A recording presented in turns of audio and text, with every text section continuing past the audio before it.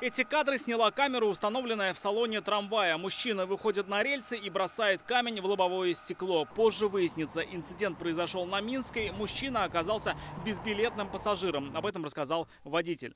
Сначала вот боковой, у нее ключи был из квартиры, это от замка.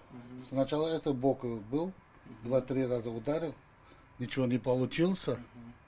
И потом вперед, вот камень взял, вот результат.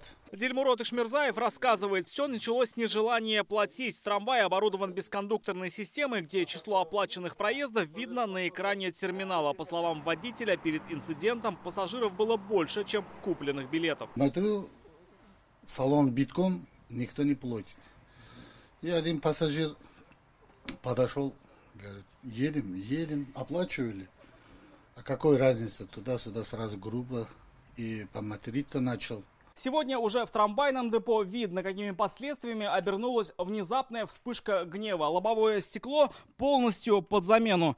Здесь видно, что даже снять его задача не из простых, чего и говорить о его полностью новой установке. Нужно и купить стекло, и привезти его, и поставить. А это простой транспорт и, соответственно, дополнительные материальные расходы. Как заявили в депо, каждый день простоя предприятию обходится как минимум в 25 тысяч рублей. На данный момент предприятию нанесен ущерб более чем на 100 тысяч рублей. Трамвай будет находиться в депо как минимум 2 суток, после чего сможет работать дальше на линии. После инцидента Метроэлектротранс вызвал полицию. Речь идет не только о порче имущества, но и потенциальной угрозе водителю и пассажирам. Не просто разбил трамвай, он ведь разбил стекло камнем. А если бы он не в стекло попал, а пассажир рядом стоящий или водитель. Мы со своей стороны призываем этого человека прийти, покаяться, возместить ущерб. И тогда инцидент закроется. Как сообщили на предприятии, новыми системами бескондукторной оплаты оснащены все троллейбусы со следующего понедельника и все трамваи. Удобно все.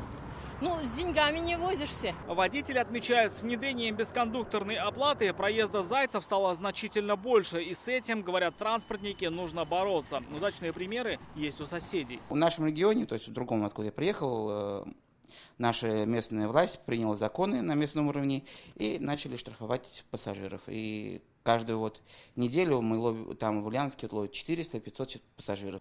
Пассажиры начали выбирать, или оплатить им 38 рублей штраф, или 42 рубля за проезд, или оплатить штраф, например, 1000 или 2000. Это первый случай, когда пассажир общественного транспорта в Казани так повел себя на требование оплатить проезд. Рамиль Шайдулин, Данил Филатов, ТНВ, Казань.